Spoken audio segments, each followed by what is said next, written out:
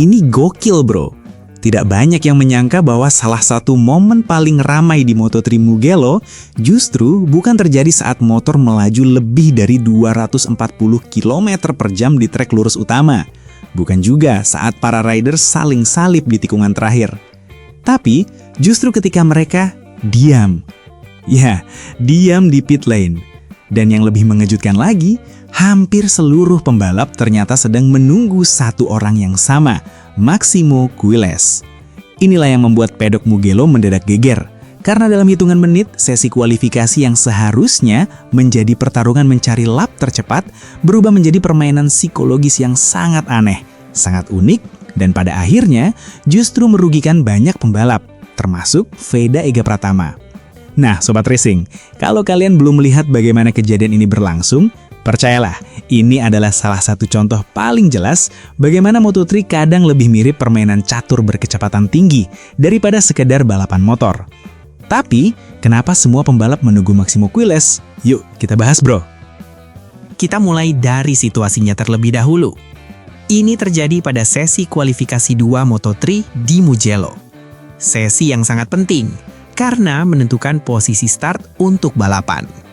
Biasanya, ketika waktu memasuki 3 menit terakhir, pit lane akan mulai sibuk. Rider keluar satu persatu, mempersiapkan flying lap terakhir yang seringkali menjadi penentu nasib mereka di grid. Tapi, kali ini situasinya berbeda. Semakin waktu berjalan, semakin banyak pembalap yang justru tetap berada di garasi. Tidak keluar, tidak terburu-buru, tidak menunjukkan tanda-tanda akan memulai lap terakhir. Dan ternyata alasannya cukup sederhana. Mereka menunggu Quiles. Dalam beberapa seri terakhir, pembalap muda Spanyol tersebut memang dikenal memiliki kecepatan satu lap yang sangat kuat. Banyak rider percaya bahwa berada tepat di belakangnya bisa memberikan keuntungan besar melalui slipstream atau towing.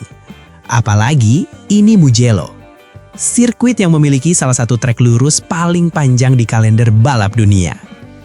Di lintasan seperti ini, mendapatkan towing yang tepat bisa memberikan tambahan kecepatan yang sangat berharga saat melintasi garis finish. Dan disinilah masalahnya mulai muncul.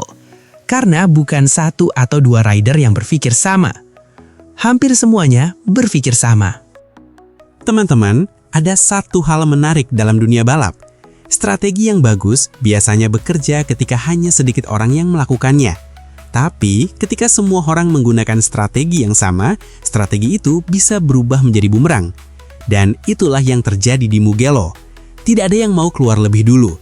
Tidak ada yang mau menjadi pembuka jalan. Semua berharap bisa mengikuti Quiles. Semua berharap mendapatkan towing terbaik. Semua berharap mendapatkan keuntungan aerodinamika secara gratis. Akibatnya, waktu terus berjalan. 2 menit tersisa, 1 menit tersisa, dan sebagian besar rider masih berada di pit lane sambil memantau layar timing serta pergerakan tim lain. Situasi yang seharusnya penuh aksi justru berubah menjadi ajang saling tunggu. Semakin lama menunggu, semakin besar tekanan yang muncul. Karena semua orang tahu bahwa mereka membutuhkan satu lap terakhir. Tapi, tidak ada yang mau mengambil resiko keluar lebih dulu. Lalu, momen yang ditunggu-tunggu akhirnya datang. Quiles mulai bergerak. Dan seperti yang sudah bisa ditebak, rombongan besar pembalap langsung mengikuti. Dalam hitungan detik, pit lane yang sebelumnya sepi mendadak dipenuhi rider yang berebut posisi. Masalahnya, waktu yang tersisa saat itu sudah sangat tipis. Ini yang tidak banyak orang sadari.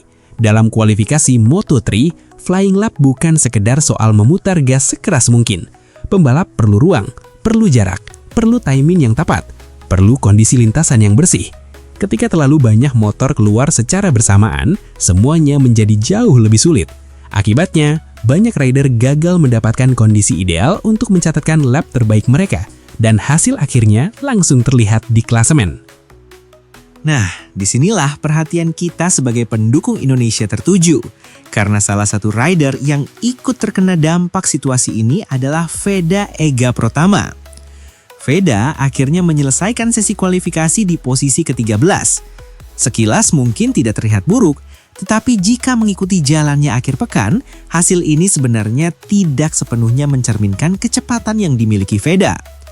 Sepanjang sesi sebelumnya, Veda beberapa kali menunjukkan performa yang kompetitif. Kecepatannya cukup menjanjikan. Race pace-nya terlihat baik dan ada indikasi bahwa dirinya mampu bertarung lebih dekat dengan kelompok depan. Karena itu, posisi ke-13 terasa sedikit mengecewakan, bukan karena performanya buruk, melainkan karena peluang untuk memaksimalkan lap terakhir tidak berjalan sesuai rencana. Dan yang menarik, Veda ternyata tidak sendirian. Ironisnya, orang yang menjadi pusat perhatian seluruh grid juga ikut menjadi korban. Ya, Maximo Quiles sendiri. Semua rider mengejarnya, semua rider ingin mendapatkan towing darinya. Namun pada akhirnya, Quiles justru harus memulai balapan dari posisi ke-15. Ini yang membuat cerita Mugello semakin menarik, karena pada akhirnya tidak ada yang benar-benar menang dari permainan tersebut. Rider yang mengejar kehilangan kesempatan, rider yang dikejar juga kehilangan kesempatan. Artinya, jelas, strategi towing memang sangat efektif. Tetapi, ketika terlalu banyak pembalap mencoba melakukan strategi yang sama dalam waktu bersamaan, resikonya juga meningkat drastis. Nah, ini poin paling penting. Mengapa semua orang begitu terobsesi mengejar towing? Jawabannya ada pada karakter Mugello. Sirkuit legendaris Italia ini memiliki trek lurus utama yang sangat panjang. Dalam kondisi tertentu, slipstream bisa menghasilkan keuntungan kecepatan yang cukup signifikan. Beberapa per 10 detik yang biasanya sulit dicari di sektor teknikal bisa muncul hanya karena posisi yang tepat di belakang motor lain. Karena itulah, banyak pembalap rela mengorbankan strategi mereka sendiri demi mendapatkan towing sempurna. Masalahnya, ketika seluruh grid memiliki pemikiran identik, sistem tersebut akhirnya runtuh dengan sendirinya. Dan itulah yang terjadi pada kualifikasi 2 kali ini. Sekarang fokus berpindah ke hari balapan. Dan justru disinilah semuanya menjadi lebih menarik.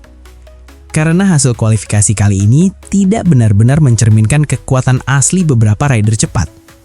Veda akan memulai dari posisi ke-13. Quiles dari posisi ke-15.